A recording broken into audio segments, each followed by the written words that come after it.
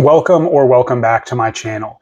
Does The Lion King Mufasa live up to the beloved 1994 film, or is it not really worth seeing?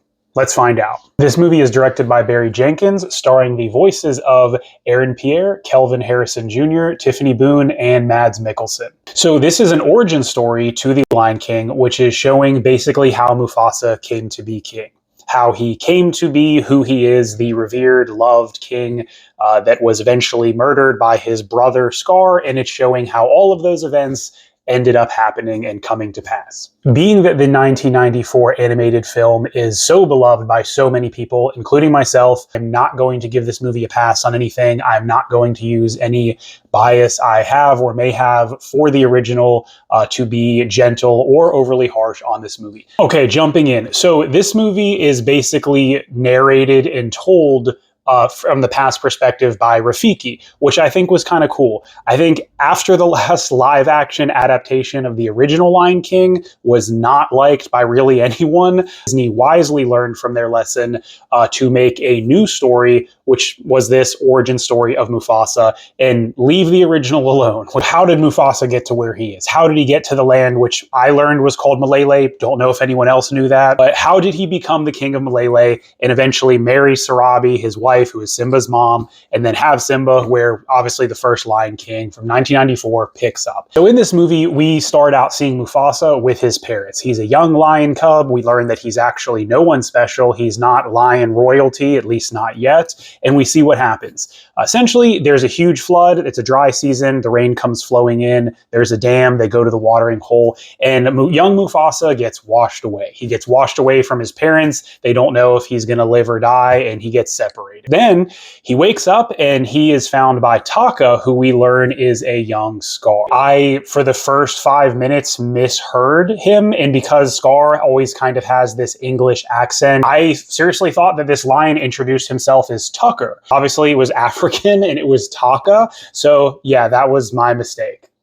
Anyway, so what we do learn is Taka is actually royal blood. His father is the king of this smaller pride of lions, but they're not that big, they're not that powerful, and Mufasa is very much almost killed. Scar's dad doesn't want to have anything to do with him. Scar's mom takes pity on him. They become friends. Mufasa is accepted into their pride after beating Scar in a race, and they become friends, and you actually see these characters start out as basically brothers, and that is what forms their original bond, and we know what happens with that. They have to run away. There is this group of kind of cool, rugged, evil albino lions led by Kiros, who is voiced by Mads Mikkelsen, who I honestly think kind of steals the spotlight. I think he has overall the best performance. I think his voice as an anthropomorphic CG lion, I think it honestly fits really well. He even has a little musical number that he does, and he gets to sing a song. He is eventually joined by Sarabi, who is a wandering rogue lion. This is the lion that ends up marrying Mufasa, and she becomes Simba's mother. They are also joined by Rafiki, who was basically kicked out of his tree and his clan of mandrills, and then he is wandering to go find the land of Malele that he has seen in visions, and he is looking for his brother. And eventually Zazu is also joined with Sarabi, and they are all heading out on a pack together. So it is Taka, Mufasa, Sarabi, Rafiki, and Zazu, and they are going to try to find the land of Malele and the green paradise that is touched by the light. So what happens? Basically, the whole group is being chased by these albino evil lions, again, led by Kiros, Mads Mikkelsen's character, and he's trying to basically just kill Scar. He wants the blood of the lions that killed his son earlier in the movie, and they're on a collision course to fight each other. Criticisms.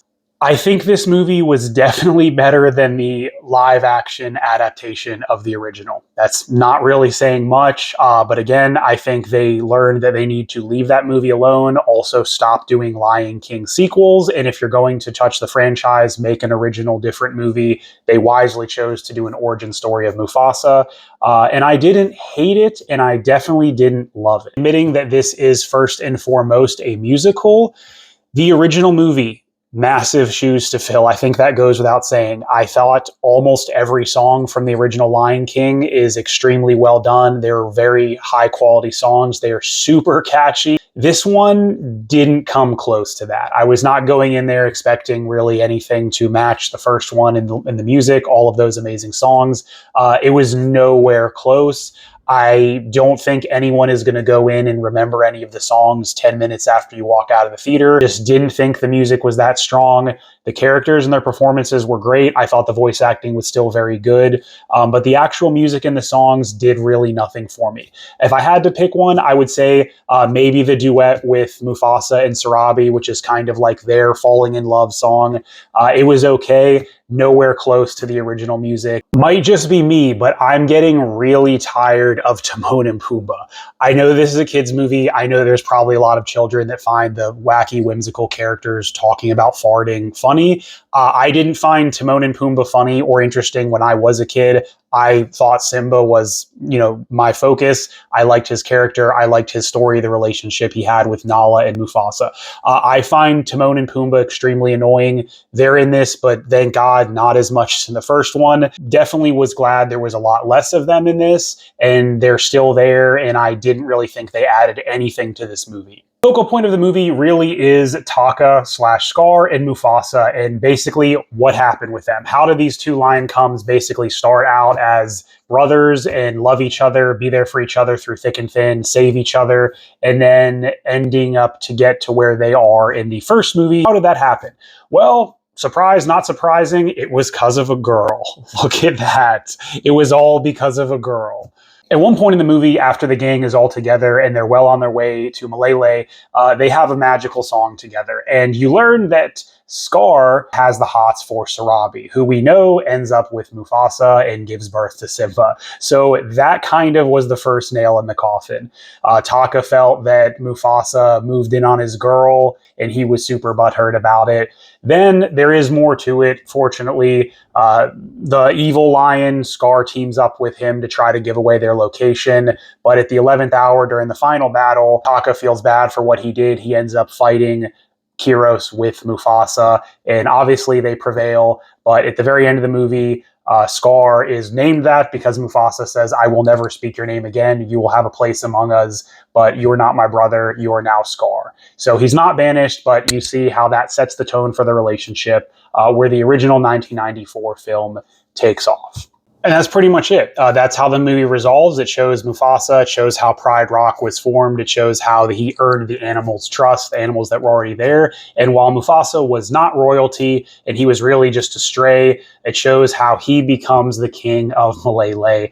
Thus, cue the 1994 film with Simba's birth atop Pride Rock. Not surprisingly, critics are not really enjoying this film. Don't know if that factors into your decision if you think it's worth seeing or not. Audiences are, for the most part, enjoying it. I think if you were ever a fan of any of the Lion King movies, the original, if you saw the other live-action one, this is better. It is nowhere close to the original animated film, obviously, but it's worth seeing. If you have a family, if you have kids and you want to go see it, I think you're going to have a good time. It's probably not a movie anyone else or adults are going to want to watch more than once. If you want to wait and catch it on the streaming, it's not really something you're going to be mad about. I don't think there's any real drive to go see it in a theater as opposed to watching it on home. The experience is not that great. Again, unfortunately, the songs and the musical numbers are pretty lackluster. Actually, I think this franchise is kind of done or needs to be done. The original was perfect as it was. They had multiple sequels. They had the live action of the original, and they just had the origin story Mufasa, which was really the origin story for all of the other characters. Don't really know what else they could do with this movie,